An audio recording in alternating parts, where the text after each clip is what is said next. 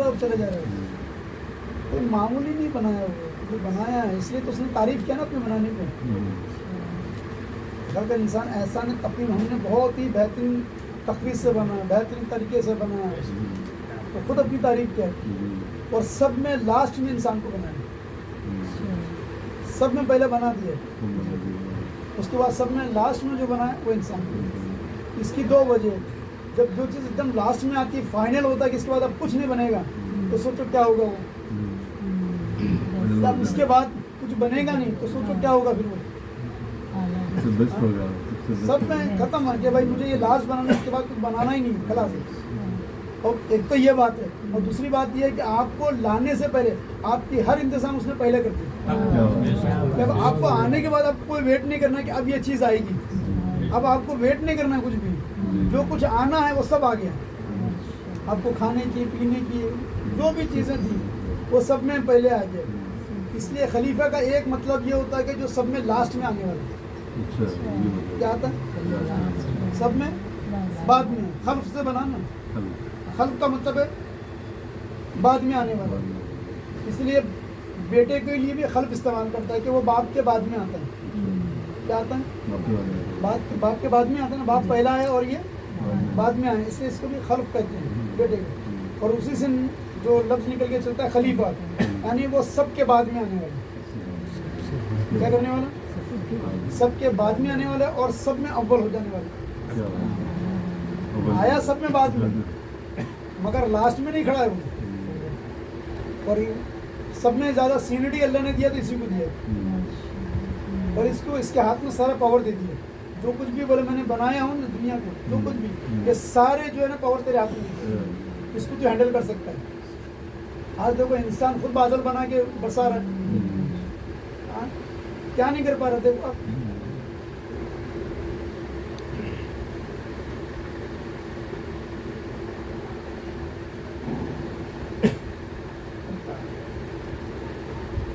अच्छा बाबा, इसका मतलब इससे पहले जो बात चल रही थी बता दीजिए सब, इसके पहले की बात कुरान शरीफ की जो तर्जुमे थी, मतलब जो ना उस ज़माने में उसको समझना पड़ेगा अपने, जैसे उसी ज़मान का फ्लेवर है ना वो, जो एक हमारे अपनी ज़बान का एक टोन भी है ना, वो जो मज़ा आता है कुछ और ही रहता है।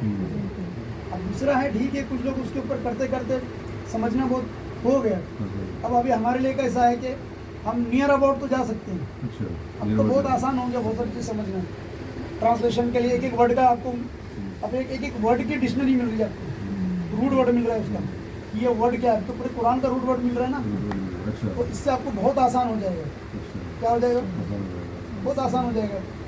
जैसे मिसाल के तौर पे हूर, तो अब हमने हूर के बारे में इमेजिनेशन क्या करके रखे मालूम है, तो जो बहुत खूबसूरत होती है, जो ऐसा होता है मरने के बाद अल्लाह ताला जन्नत में देगा, ठीक है। हमने एक यही दिमाग में डाल के रखा है, बस यही है ना हमारा। असल में हूर का जो मीनिंग होता है वो होता है नेक सीरत।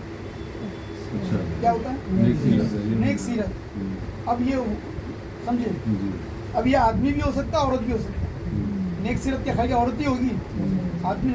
इसलिए ईसा अलैहिस्सलाम के जो फॉलोवर्स थे ना, जो मेन, उनको हवारी कहा गया।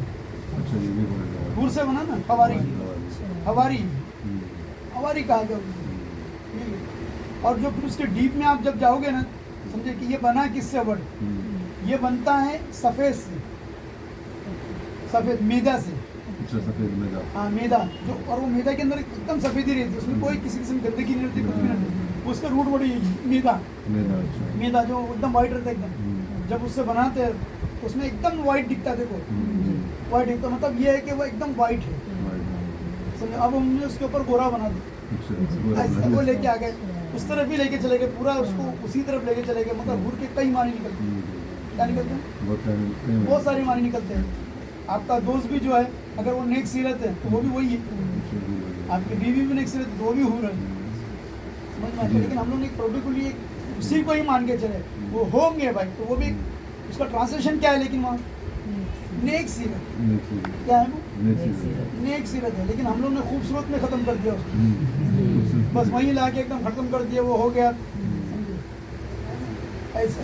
और उसकी हाइट जो होगी 180 फुट की होगी। हाँ, 180 फुट की ऊंचाई के लिए।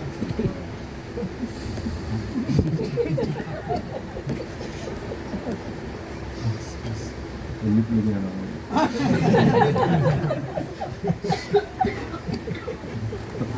180 फुट की हाइट है, मैंने 60 हाथ बोलते हैं। 60 हाथ बोले तो कितना होगा? 3 फुट हो जाता है ना, और क्या 60 रेडी ना, और क्या 60 हाथ की होंगे, कितने? 60 हाथ के रहेंगे। तो मैं तुमको फुट में बता दिया, लेकिन वो तो 60 हाथ करके कितना? 60 हाथ के ऐसे। ले लो 70 ले लो। हाँ ऐसे। एक तो समझ नहीं रही। हाँ? जी। एक का संभालना भारी है, तो फिर ऐसे। कभी कभी जो बातें होती हैं उसको हम लोग कभी नुकीली भी लेते हैं, ये भी लेते हैं, बहुत सारी बातें होती है अरबी की बातें होती हाँ। हैं। ऐसा नहीं है, आपका जो हाइट भी लिखा हुआ है वो 60 हाथ ही है। अच्छा, ये भी पड़ गया। ये भी है कि उसी के हिसाब से बता रहा हूँ। हाँ, और क्या। हदीस है, बुखारी शरीफ की हदीस है। अच्छा। जहाँ जब तुम्हें कब्र से उठा के जब जन्नत में दाखिल किया जाएगा, हाँ। उस वक्त आपकी हाइट 60 हाथ होगी। अच्छी बात है। अच्छा, ये भी। हाँ। इनके जिस्म पर बाल नहीं होंगे, अच्छा, पीठ होंगे।